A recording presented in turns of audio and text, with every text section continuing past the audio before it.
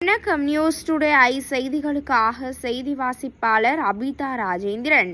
மணலி திருவேற்றூர் பொன்னேரி பஞ்செட்டி நெடுஞ்சாலை பெரும் மழை காலங்களில் மிகவும் சேதமடைந்து போக்குவரத்து நெரிசல், கனரக வாகனங்களால் பல்வேறு விபத்துகள் ஏற்படுகின்றன என்று பொதுமக்கள் வடசென்னை நாடாளுமன்ற உறுப்பினர் டாக்டர் கலாநிதி வீரசுவாமியிடம் கடந்த நாடாளுமன்ற தேர்தல் பிரச்சாரத்தின் போது கோரிக்கை விடுத்திருந்த நிலையில் அதனை தேர்தல் வாக்குறுதியாக ஏற்று விரைவில் நிறைவேற்றி தரப்படும் என நாடாளுமன்ற உறுப்பினர் வாக்குறுதி அளிக்கப்பட்டது.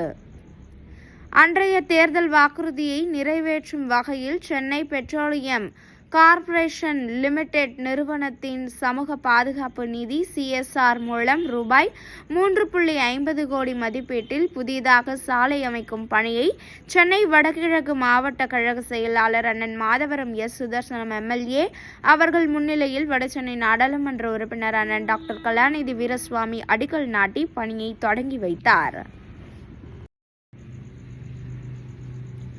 இந்நிகழ்வில் பகுதி கழக செயலாளரும் மண்டல குழு தலைவருமான AV ஆறுமுகம், வட்டக்கழக செயலாளர்கள் கரிகால சோழன், முத்துசுவாமி, சாலை கணேசன், செல்வம், CBCL நிறுவனத்தின் நிர்வாக இயக்குனர் சங்கர், பொருளாதார இயக்குனர் ரோஹித் குமார் அகர்வால், CBCL நிறுவன அதிகாரிகள், நெடுஞ்சாலைத்துறை அதிகாரிகள், காவல்துறை அதிகாரிகள் மற்றும் மத்திய பகுதிக்கு உட்பட்ட கழக நிர்வாகிகள் பங்கேற்றனர்.